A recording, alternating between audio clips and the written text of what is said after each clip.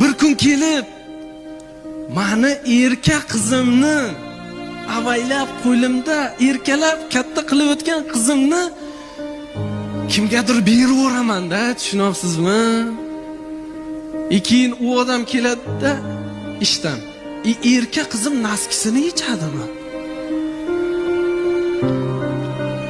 Nomard menga ayt, o'zim yechaman. Erkak qizimni ovqatiga baho beradimi? Bugun tuzi kam bo'pti. Amana ko'z yoshlarimdan qo'sh bo'lmasa. Erkak qizimga xiyonat qiladimi? Boshqa odamni erkak qizi bilan